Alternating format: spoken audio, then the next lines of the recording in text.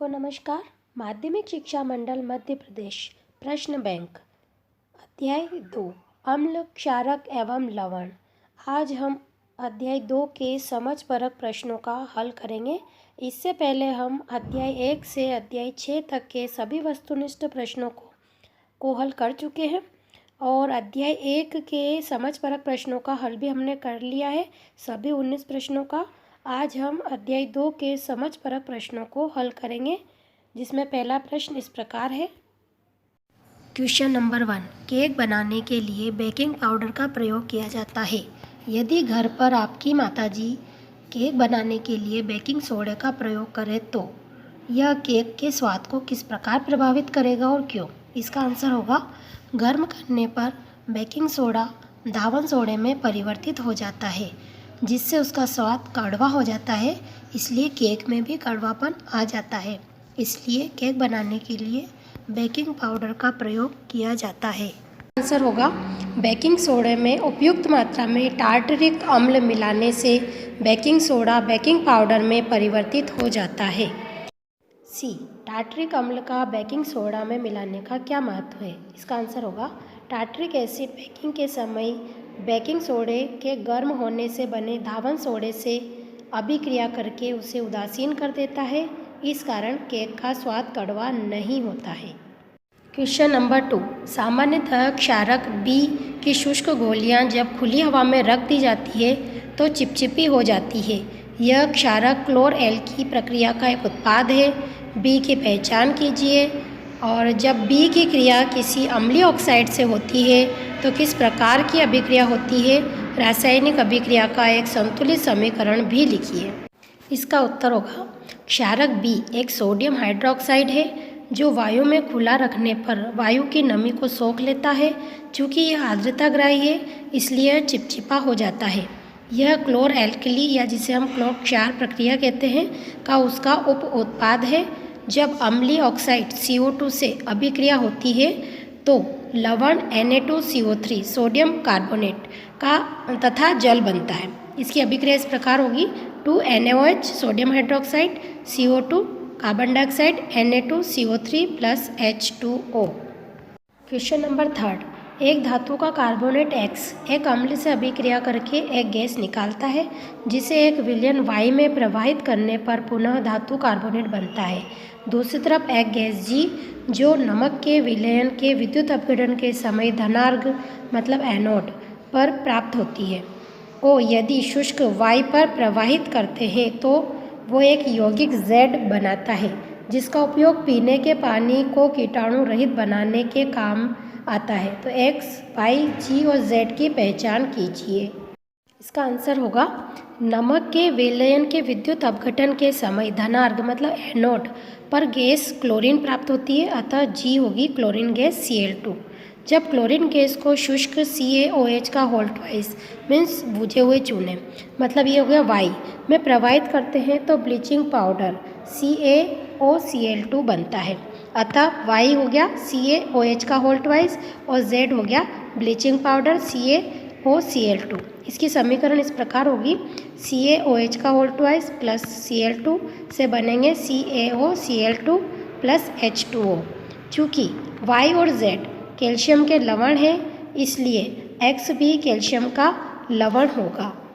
अतः X calcium carbonate CaCO3 है, चूँकि CaCO3 प्लस HCl से बनता है CaCl2 प्लस CO2 H2O और calcium hydroxide plus CO2 CaCO3 plus H2O। इस तरह से X CaCO3, Y CaOH का होल ट्वाइस, G क्लोरीन और Z होगा CaOCl2। क्वेश्चन नंबर 4, आवर्त तालिका के समूह 2 के एक तत्व का सल्फेट लवण एक सफ़ेद एवं मुलायम पदार्थ है।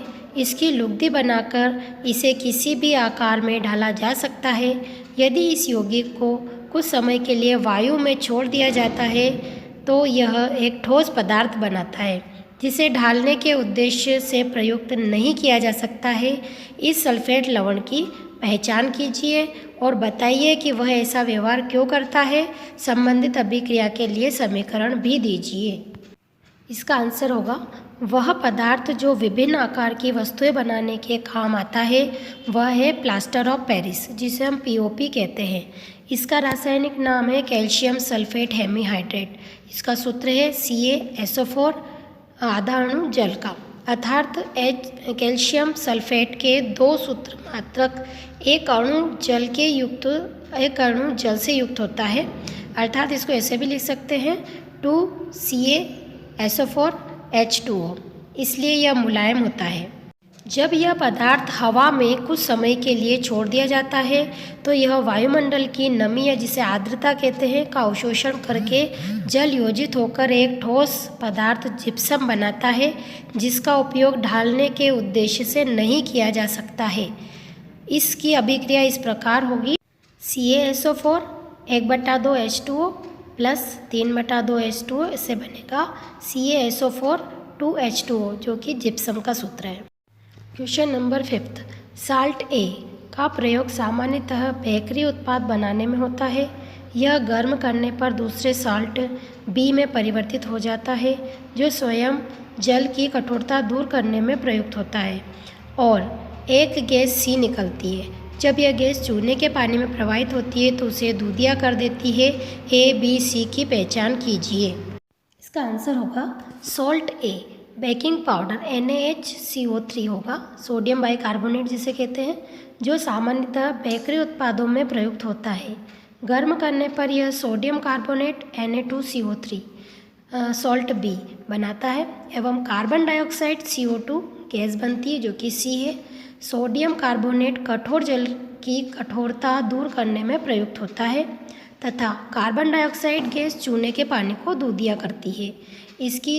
इसलिए हम कह सकते हैं कि A होगा NaHCO3, B होगा Na2CO3 सोडियम कार्बोनेट और C होगा CO2 कार्बन डाइऑक्साइड गैस। इसकी समीकरण इस प्रकार 2NaHCO3 सोडियम बाइकार्बोनेट, इससे बनेगा गर्म करने पर Na2CO3 sodium carbonate H2O and CO2। Question number 6, baking powder एवं धावन सोडा को गर्म करके कैसे अंतर करेंगे? इसका आंसर होगा baking powder sodium hydrogen carbonate, ये इसका नाम है, NaHCO3 सूत्र होता है, जबकि धावन soda sodium carbonate Na2CO3 plus 10 अणु जल के डेका हाइड्रेट होता है। गर्म करने पर baking powder NaHCO3 carbon dioxide gas देता है, जो चूने के पानी को दूधिया कर देता है, जबकि धावन सोडा इसका सूत्र है Na2CO3 10 अणु जल के, ये ऐसी कोई गैस नहीं देता है, बल्कि इसका जो क्रिस्टलन जल है वो निकल जाता है। इन दोनों की समीकरण इस प्रकार होगी, इसका समीकरण इस प्रकार होगा 2NaHCO3 सोडियम बाइकार्बोनेट को गर्म करने पर Na2CO3 H2O और कार्बन डाइऑक्साइड गैस निकलती है, जबकि जो धावन सोडा है Na2CO3 10 अणु H2O, इससे बनेंगे Na2CO3 और अलग से 10 अणु क्रिस्टलन जल के निकल जाएंगे। इसमें CO2 गैस नहीं बनती है। प्रश्न क्रमांक 7, प्रबल अम्ल एवं दुर्बल अम्लों से आप क्या समझते हो? निम्न में से प्रबल अम्ल एवं दुर्बल अम्ल छांटिए। हाइड्रोक्लोरिक अम्ल, साइट्रिक अम्ल, फॉर्मिक अम्ल, सल्फ्यूरिक अम्ल, एसिटिक अम्ल व नाइट्रिक अम्ल। इसका आंसर होगा प्रबल अम्ल की परिभाषा सबसे पहले, विलयन में अधिक संख्या में H+ आयन या H3O+ आयन हाइड्रोनियम आयन उत्पन्न करने वाले अम्ल प्रबल अम्ल कहलाते हैं।